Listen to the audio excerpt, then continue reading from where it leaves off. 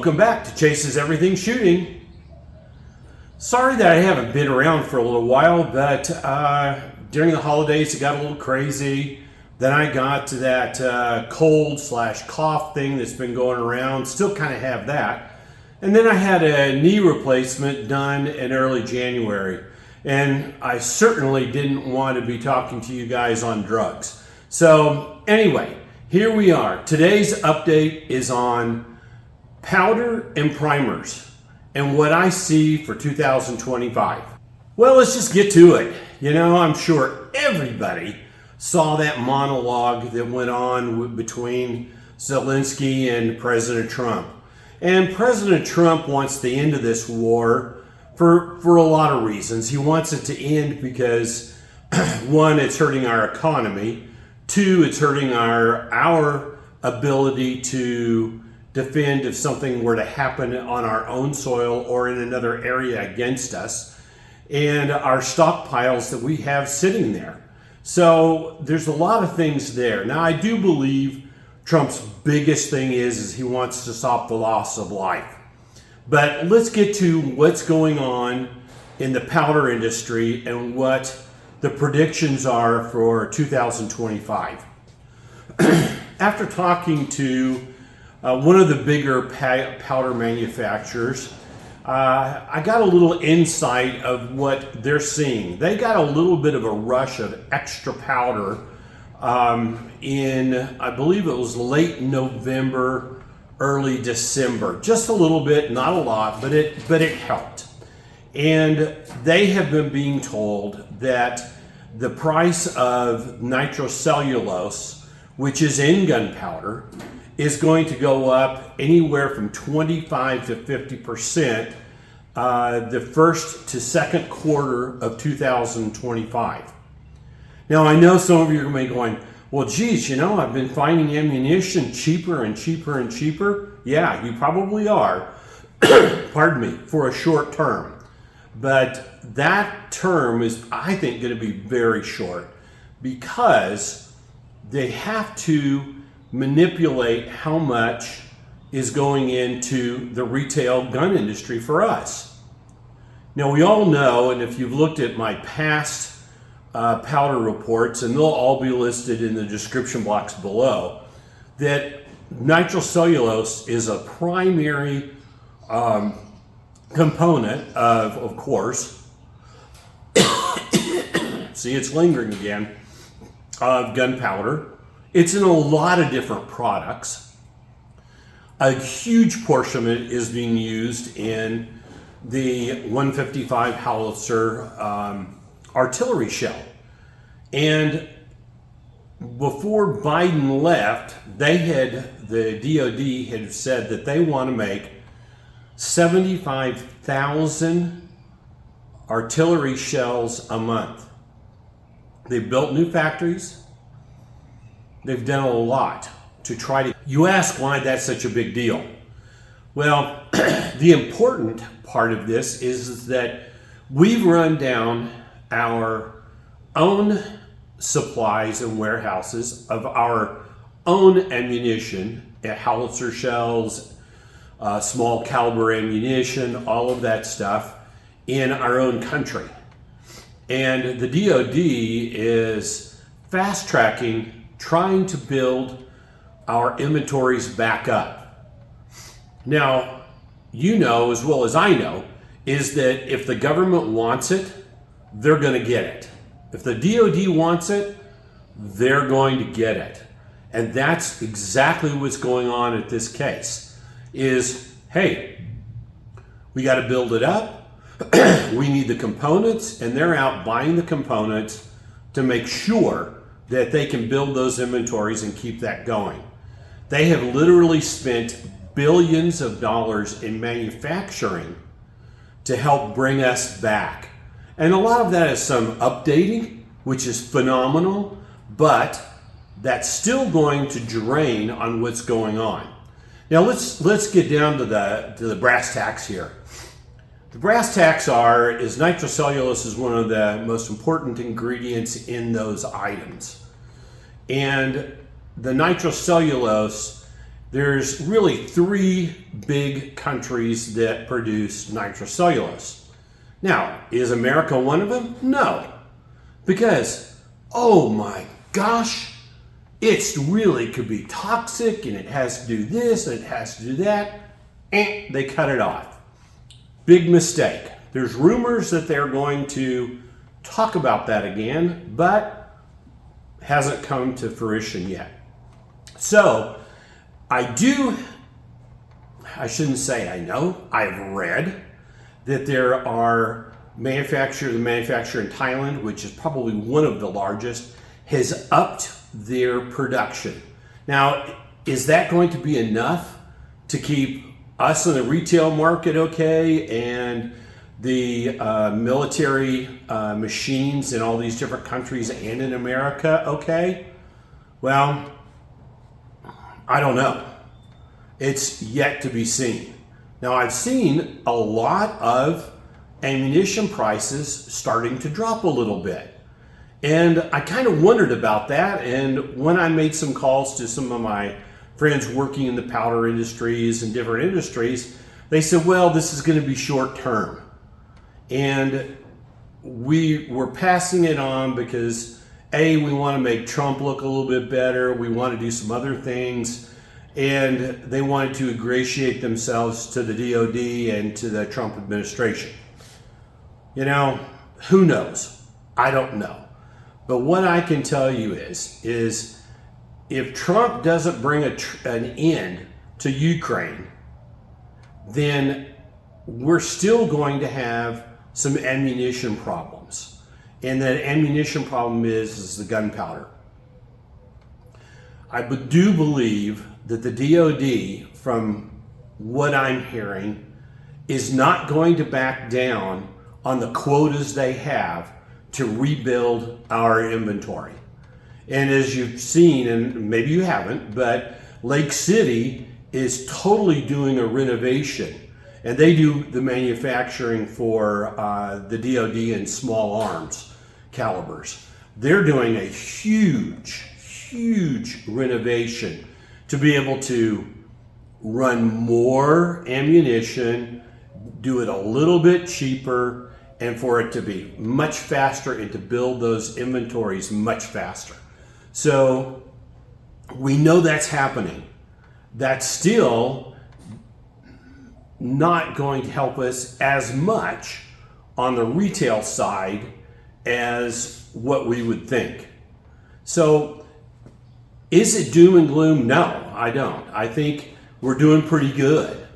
Powders, the powder manufacturers are consolidating, and I don't know if you've seen this or not, but you know there were manufacturers that had 40 different product codes and SKUs, and they would make some for specialty ammunition, and this is a special, and this is special.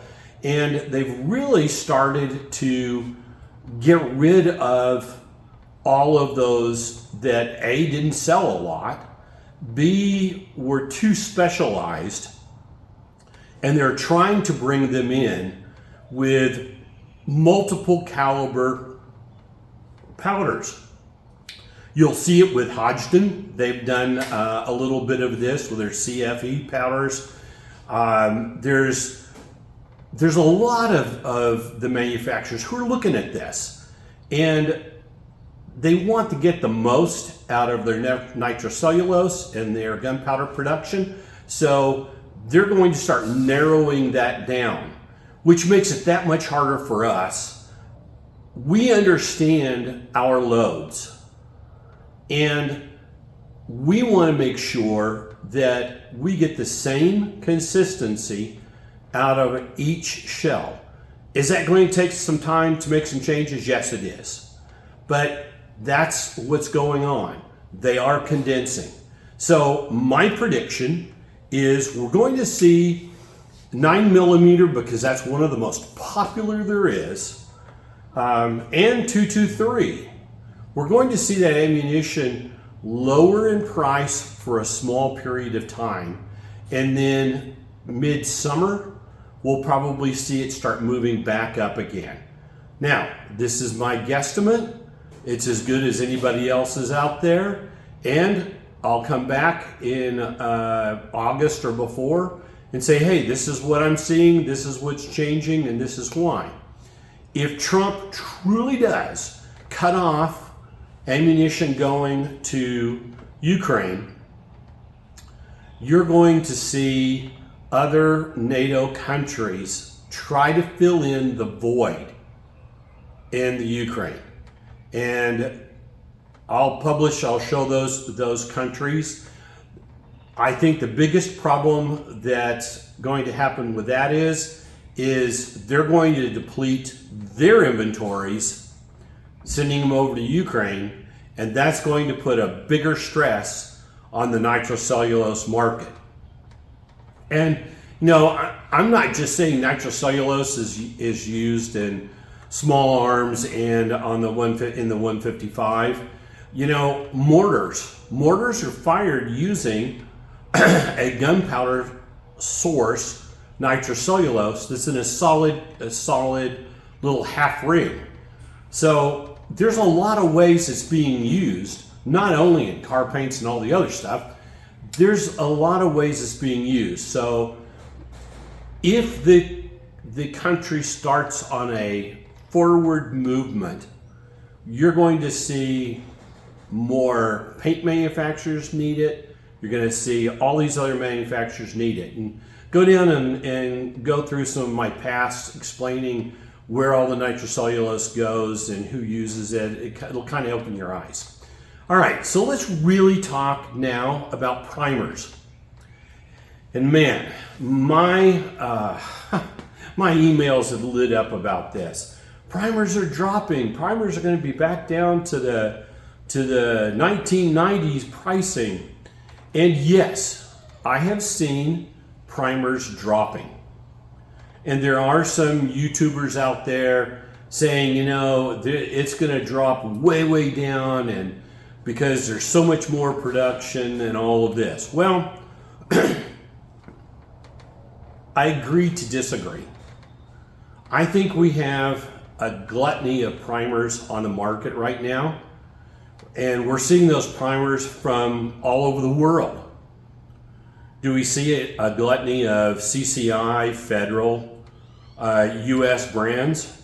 I haven't seen it yet. I really haven't seen it. Have I seen their prices drop significantly? I haven't seen that either. Not yet. But some of the people I've talked to said, well, they think that's coming. Well, that's great, and I hope it does, because that sure helps us out in the long run.